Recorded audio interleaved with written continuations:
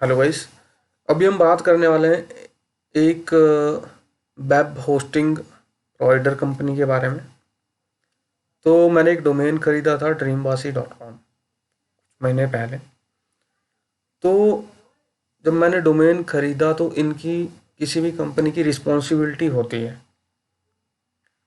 कि अगर कोई भी सर्वर क्रैश होता है तो एक बैकअप प्लान अवेलेबल होना चाहिए कंपनी के पास। लेकिन यहाँ पे क्या हुआ कि जो मेरी वेबसाइट थी, मुझे कोई इन्फॉर्म नहीं किया गया कि इनका सर्वर क्रैश हुआ है, इनकी यानी कि प्रॉब्लम इनकी तरफ से है। और अनफॉर्चुनेटली मैंने अपनी वेबसाइट को देखा भी नहीं। तो ऐसा हुआ कि मेरी वेबसाइट पे अभी जो शो कर रहा है, मैं आपको दिखाता हूँ। अभी आप देख रहे हो ये मेरी जो वेबसाइट थी dreamwasi.com। और इस पे यहाँ पे आप जब देखोगे तो dreamwasi.com जैसे मैं ओपन करता हूँ तो यहाँ पे index of name last modified, size, description, CGI मिन, ये सारी चीज़ें आ रही हैं। यानी कि जो मेरा प्रीवियस डाटा था, इसका मतलब यह है कि सर्वर क्रैश हो चुका है और जो प्रीवियस डाटा है वो गॉन है। और जब मैंने इनकी कंपनी से बात करने की कोशिश की कि क्यों मुझे नहीं बताया गया था इस बारे में, तो यहाँ पे आप उनका मैसेज देख सकते हो।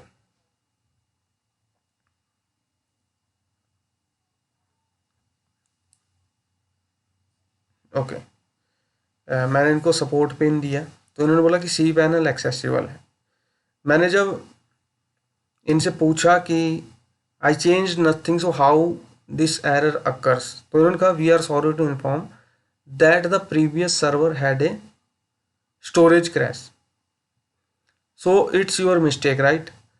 तो नेक्स्ट जो मेरे को रिस्पॉन्स आता है, currently we have reprovisioned the C panel on a fresh mode, we suggest restoring it from your backup. यानी कि ये लोग अभी भी नहीं मान रहे हैं कि स्टोरेज की प्रॉब्लम इनकी तरफ से थी। तो फिर मैंने कहा I don't have backup, can you help me restoring it.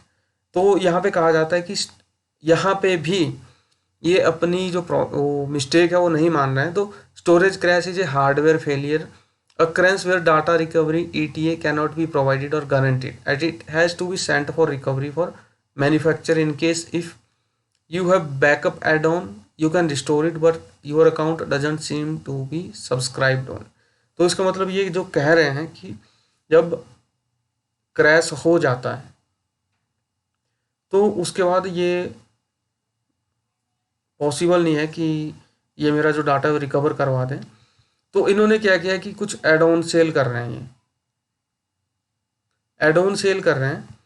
और वो भी गारंटी नहीं कह सकते कि रियली में क्रैश हुआ था या इनका कोई फंडा था। तो अभी भी ये मान नहीं रहे हैं कि इनकी तरफ से प्रॉब्लम थी। तो ये बोल रहे हैं कि आपने बैकअप एड ऑन नहीं लिया है, इसका मतलब यह है कि आप आगे से बैकअप एड ऑन लीजिए। और you can find it in Acronis backup plugin on cPanel. Non-backup add-on subscribed customer we don't maintain backup, which is clearly mentioned on TOS। तो प्रॉब्लम ये है कि ये अभी भी नहीं मान रहे हैं कि प्रॉब्लम इनकी तरफ से है। All right, okay. सो यहाँ पे आप देख सकते हो। सो मैंने इनको कहा you still not accepting that it's your fault. तो इन्होंने कहा कि storage crash is on server and. तो स्टिल ये नहीं मान रहे। फिर कम से कम 15 मिनट के बाद इन्होंने माना।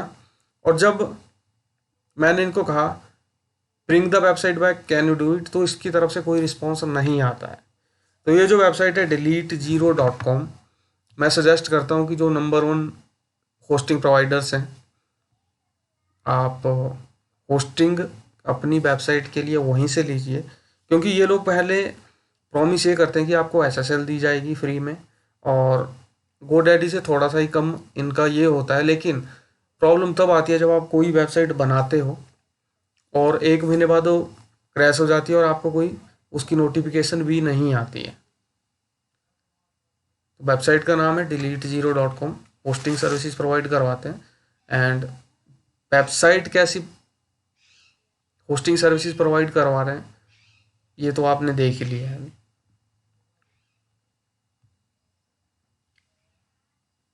Thank you guys.